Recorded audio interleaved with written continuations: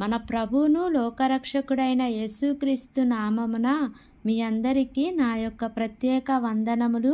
ఈ ఉదయకాల సమయమున దేవుడు మనకిస్తున్నటువంటి వాగ్దానమును చదువుకుందాం. 22వ దావీదు కీర్తన 10వ వచనము. గర్భవాసినైనది మొదలుకొని నాకు ఆధారము నీవే, నా తల్లి నన్ను కన్నది మొదలుకొని నా దేవుడవు నీవే. ఆమేన్. దేవునికే మహిమ కలుగును గాక. ఈ ఉదయకాల సమయంలో దేవాతి దేవుడు ఈ యొక్క వాగ్దానము ద్వారా మనందరితో మాట్లాడుతూ ఉన్నారు. ఈ యొక్క వాక్యమును మనం పరిశీలన చేస్తే దావీదు గారు దేవునితో సంభాషణ చేస్తూ, ప్రభువా నీవే నాకు ఆధారము అని అంటున్నారు. మానవులకందరికీ యేసుక్రీస్తు ప్రభువారు మాత్రమే ఆధారము. దావీదు గారికి ఎప్పటి నుండి దేవుడు ఆధారము అంటే గర్భవాసినైనది మొదలుకొని ఈ భూమి మీద మానవుని యొక్క ఉనికి ఒక తల్లి గర్భముతో ప్రారంభమై ఈ లోకమును విడిచే వరకు ఉంటుంది. అయితే తల్లి గర్భవాసమున 9 లేక 10 నెలలు నివాసము చేస్తాము. ఈ భూమి మీద మనం మరణించే వరకు నివాసము చేస్తాము. అయితే మోషే గారు అంటున్నారు, తరతరములకు మా నివాస స్థలము నీవే అని. భూమిని లోకమును పుట్టింపక మునుపు ఆయనే దేవుడు అని మనం చూస్తూ ఉన్నాము.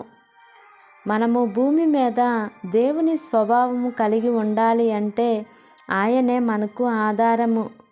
ఈ ఉదయకాల సమయంలో ఈ యొక్క వాక్యమును వింటున్న ప్రియ సహోదరి సహోదరుడా, తల్లి గర్భంలో మనము ఏర్పడినప్పటి నుంచే ఆయన మనకు ఆధారము.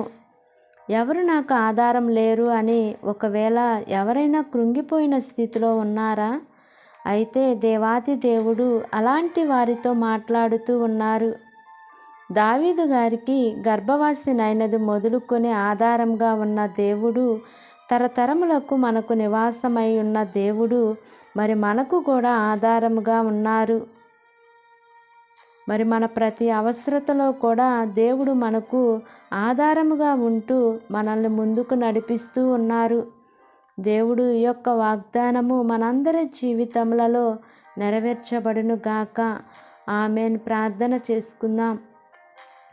ప్రేమ కలిగిన యేసయ్యా, కృప కలిగిన దేవా, నీకు వందనాలు తండ్రి, నీకు స్తోత్రములు ప్రభువా. ఈ ఉదయకాల సమయంలో నీవిచ్చిన వాగ్దానాన్ని బట్టి నీకు వందనాలు ప్రభువా.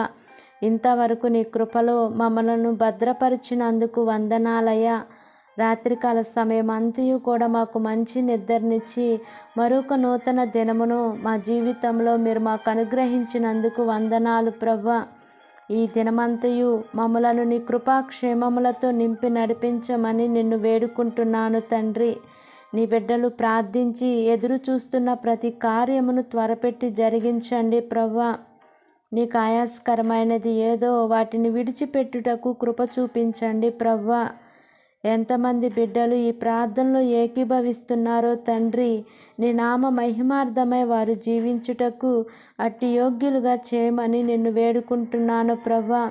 అవును తండ్రి, మేము తల్లి గర్భమున రూపించక ముందే నా ప్రభువా మా యొక్క స్థితిగతులన్నీ కూడా నువ్వు ఎరిగిన దేవుడువు ప్రభువా.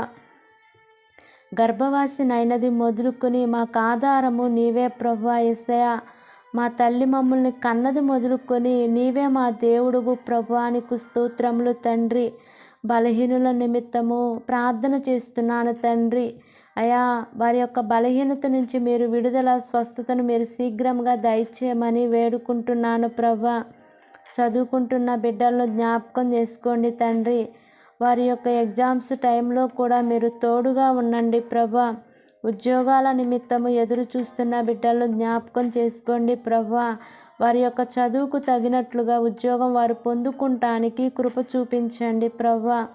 గర్భఫలాల నిమిత్తము ఎదురు చూస్తున్న నీ బిడ్డలను జ్ఞాపకం చేసుకోండి తండ్రి. వారి యొక్క గర్భద్వారాలు మీరు తెరవమని అడుగుచున్నాను ప్రభువా. గర్భఫలాలతో ఉన్న నీ బిడ్డలను జ్ఞాపకం చేసుకోండి అయ్యా. క్షేమకరమైన ప్రసవాన్ని మీరు వారికి అనుగ్రహించమని అడుగుచున్నాను తండ్రి. నీ బిడ్డలు చేస్తున్న ఉద్యోగాలను, వ్యాపారాలను, చేతి పనులన్నిటిని కూడా మీరు దీవించండి ప్రభువా. నూతనంగా ప్రారంభిస్తున్న ప్రతి పనిలో కూడా మీరు తోడుగా ఉంటూ రమ్మని అడుగుచున్నాను ప్రభువా. వివాహాల నిమిత్తము ఎదురు చూస్తున్న బిడ్డలను జ్ఞాపకం చేసుకోండియా. చక్కటి భాగస్వాములను మీరు జతపరచమని నిన్ను వేడుకుంటున్నాను ప్రభువా. ఈ దినము ప్రయాణం చేస్తున్న బిడ్డలను జ్ఞాపకం చేసుకోండియా. క్షేమకరమైన ప్రయాణం వారు చేయలాగన కృప చూపించండి తండ్రి. మార్గమధ్యంలో నీ దేవదూతల కాపుదల నిత్యము నీ బిడ్డలకు తోడుగా ఉంటూ రమ్మని అడుగుచున్నాను ప్రభువా. నా యొక్క ప్రార్థన ఆలకించి అంగీకరించమని యేసు అతి పరిశుద్ధ నామమున అడిగి వేడుకొని పొంది ఉన్నాము తండ్రి. Amen, amen, amen. Praise the Lord. God bless you all.